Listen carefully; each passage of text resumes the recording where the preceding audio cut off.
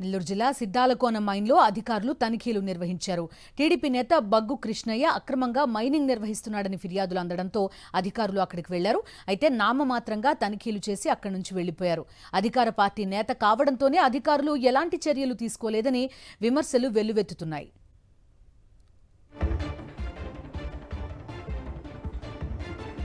పూర్తి వివరాలు అందిస్తారు మా కరెస్పాండెంట్ లోకేష్. ఫిర్యాదులు ఇస్తున్నప్పటికీ కూడా ఏదో తూతూ మంత్రంగా ఎంక్వైరీ చేసినట్టు తెలుస్తోంది. ఏం జరిగింది అసలు? ఎలాంటి ఫిర్యాదులు అందాయి?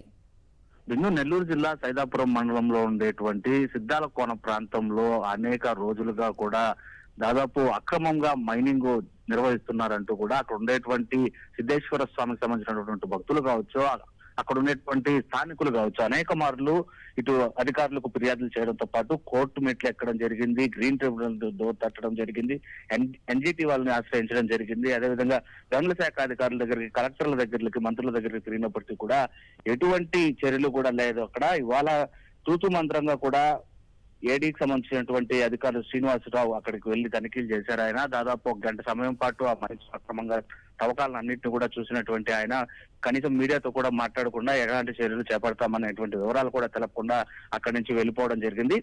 ఏదైతే ఈ అక్రమ మైనింగ్ సంబంధించి పూర్తిగా కూడా ఆయన ఎంపీ వేమిరెడ్డి అన్సర్డ్ అయినటువంటి ఒగ్గు కృష్ణయ్యకు సంబంధించినటువంటి మైనింగ్ కావడంతోనే వీళ్ళు ఎటువంటి చర్యలు చేపట్టడం లేదని స్థానికంగా ఉండేటువంటి వ్యక్తులు కావచ్చు, అదేవిధంగా సిద్ధేశ్వర స్వామికి సంబంధించినటువంటి ఆలయ భక్తులు కూడా తీవ్రమైనటువంటి ఆరోపణలతో ఆగ్రహం వ్యక్తం చేస్తున్నటువంటి పరిస్థితి ఉంది. Okay Lokesh, thank you.